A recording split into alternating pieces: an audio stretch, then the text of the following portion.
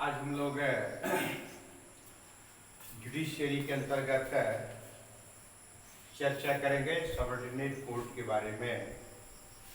तो इससे पहले हम लोगों ने जो चर्चा की थी सुप्रीम कोर्ट के बारे में, इसके बारे में स्पष्ट हम बता चुके हैं, आप जान भी रहे हैं कि आर्टिकल 124(1) टू आर्टिकल 129 में सुप्रीम कोर्ट के जज की नियुक्ति अधिकार कार्यक्षेत्र का वर्णन है।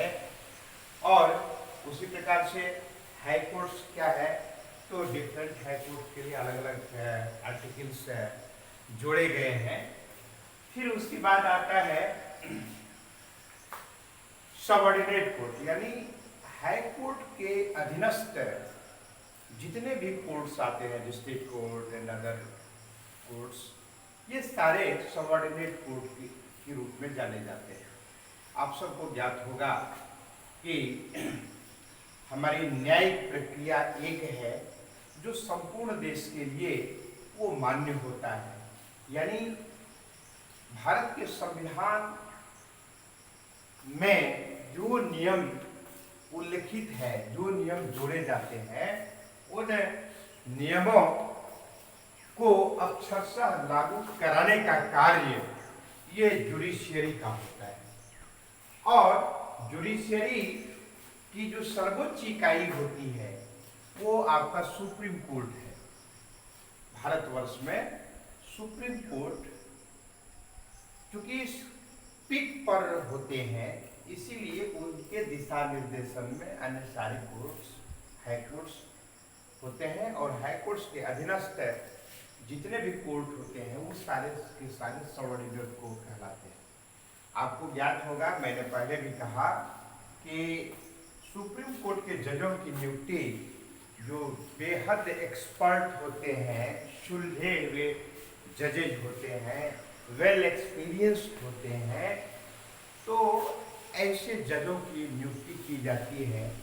किंतु ये बहुत ही सीनियर मोस्ट होते हैं, इसीलिए इन लोगों का ऐसे जजों की नियुक्ति बहुत बड़े लंबे अंतराल के लिए नहीं होती है, क्योंकि सेवा काल के अंतिम कालखंड में सामान्यतः अवसर मिल पाता है टर्म कंडीशन के अनुसार से।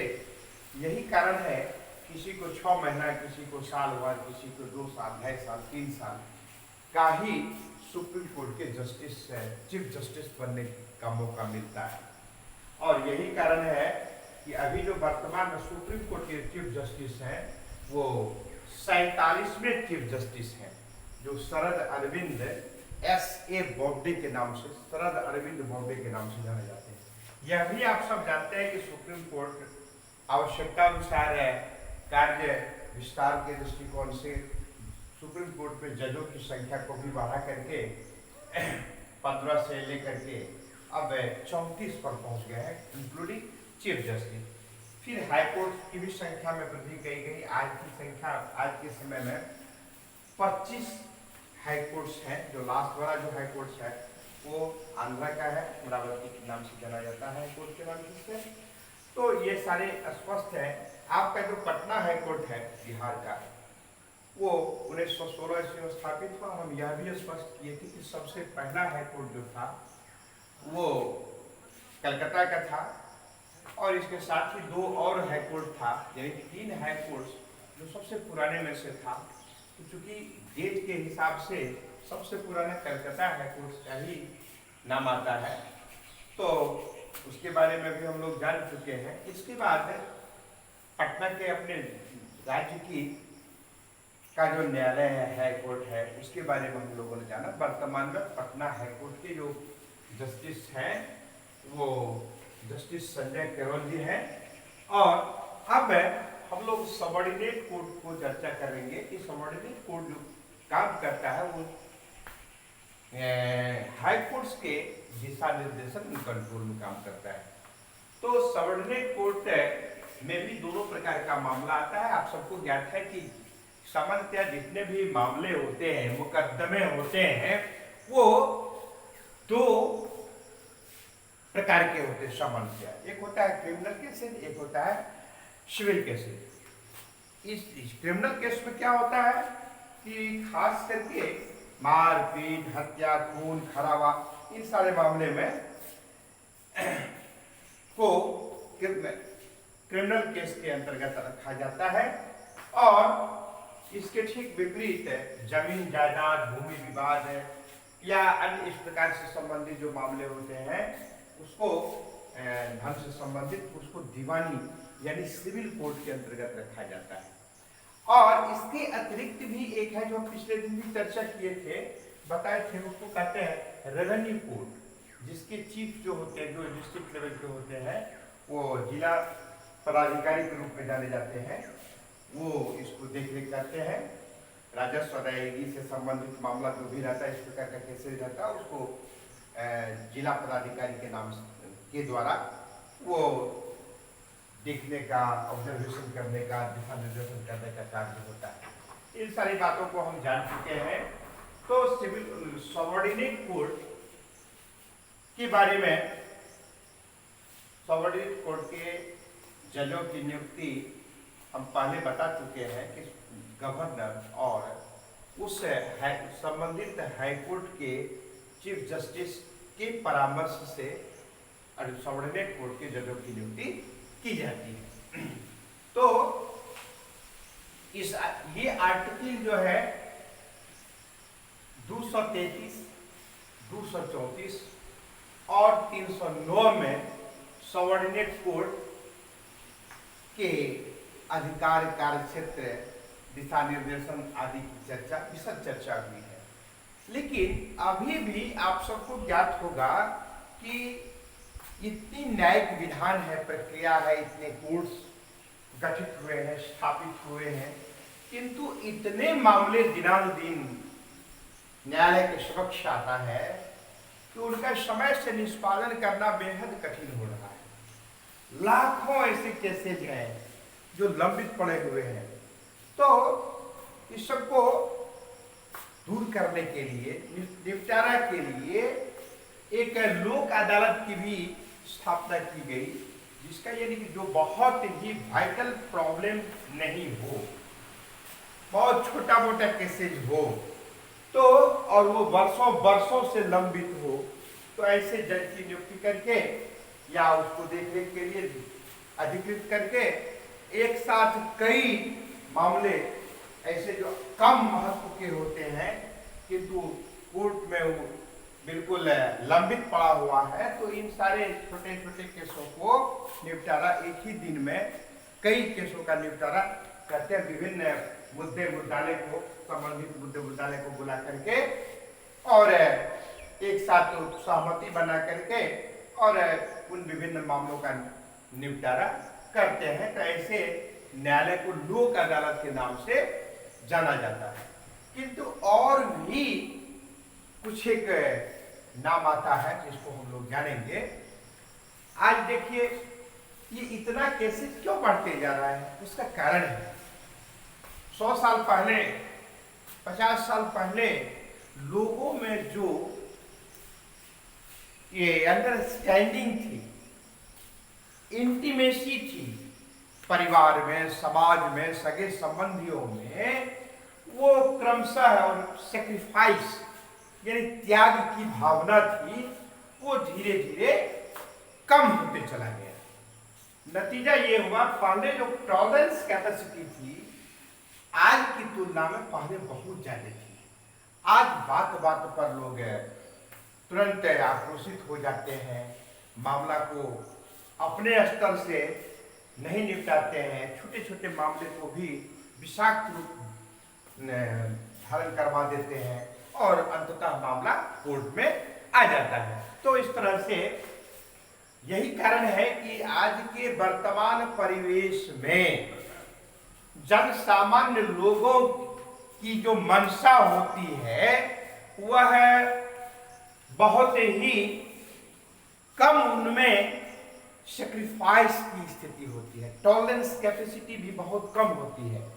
तो सामान्य से सामान्य बात को जो स्वयं के स्तर पर उसको नजरअंदाज कर देना चाहिए, निपटा लेना चाहिए, ये त्याग की कमी के कारण हर बात कोर्ट में पहुंच जाता है। आजकल तो यहाँ तक देखा जाता है कि मियाँ बीवी के बीच में लड़ाई का भी जो प्रसंग होता है वो भी कोर्ट में चला जाता है। ये तो दोनों के बीच की अंडरस्टैंडिंग की बात होती है। तो दोनों को स्वयं के स्तर पर इस प्रकार का निर्णय लेना चाहिए, तालमेल बैठना चाहिए, समझौता करनी चाहिए।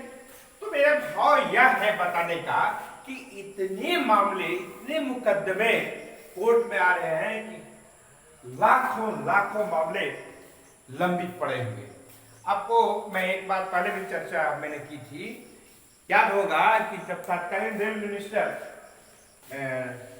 ललित नारायण मिश्र जी हुआ करते थे, उस समय में घटना घटी, दुखद घटना, और उनकी हत्या कर दी जाती है विस्फोट के द्वारा।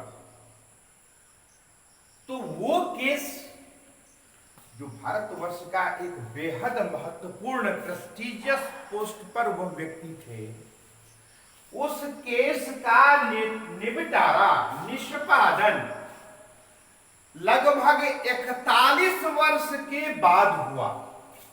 अब कल्पना कीजिए कि जो घटना आज घटी है उस पर फैसला 41 वर्ष के बाद आया।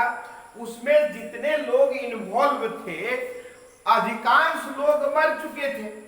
इक्के दुक्के यदि बचे थे तो उनके परिवार के सदस्यों ने ऐसा कह करके अप्रसन्नता जाहिर की कि जिस पर फैसला 6 महीना साल भर में होना चाहिए, 50-40 वर्ष के बाद इस प्रकार से फैसला आने का कोई मतलब ही नहीं।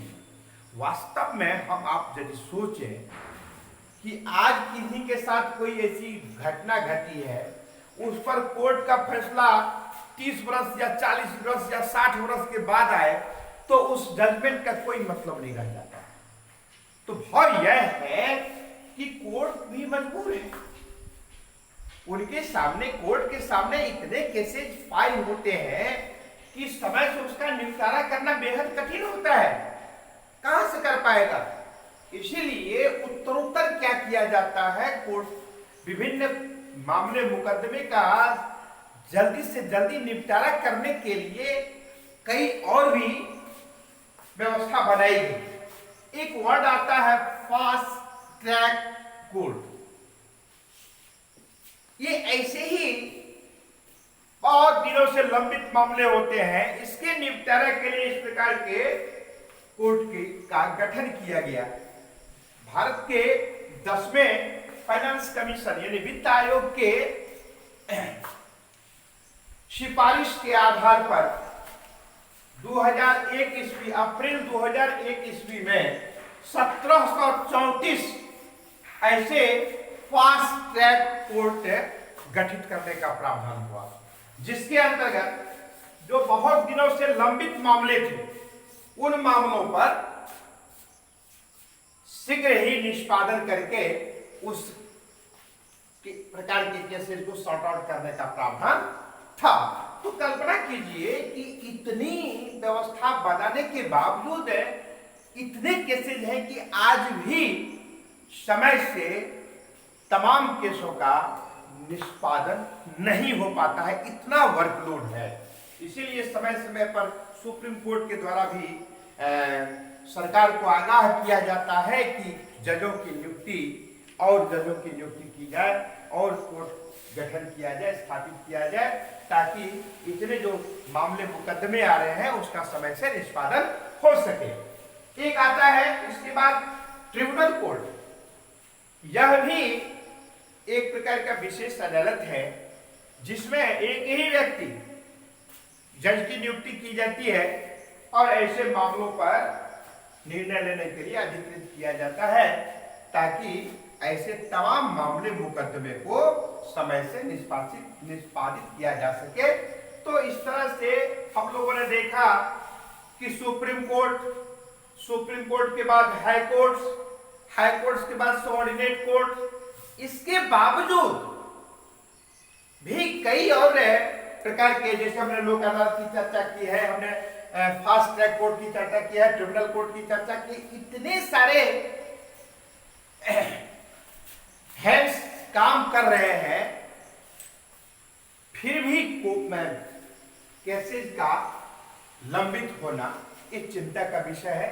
आवश्यकता इस बात की है, इस पर जो जजों के द्वारा, माननीय न्यायालय के द्वारा जो दिशा निर्देशन सरकार को मिलता है उसको तो फॉलो करे ही सरकार। और साथ ही साथ यह भी होना चाहिए कि समाज में, परिवार में जो भी सामान्य सी बात होती है तो कम से कम आज से 50 वर्ष पहले की जो मनस्थिति थी लोगों की, त्याग की जो भावना थी, आपसी तालमेल की जो भावना थी, आपसी परस्पर मेलजोल की जो भावना थी, उस पर भी जोर देने का प्रयास होना चाहिए ताकि कम से कम मामले आए। परिवार का भी मामला यदि है तो स्वयं के स्तर पर परिवार के सदस्य लोग सुलझा लें आपसी तालमेल के द्वारा, ताकि कम ही केसेज न्यायालय को पहुंच पाएगा तो वर्कलोड भी घटेगा। तो इस प्रकार से अपने यहाँ की न्यायिक विधान की प्रक्रिया देश में है। तो आज की कक्षा में इतना ही, धन्यवाद।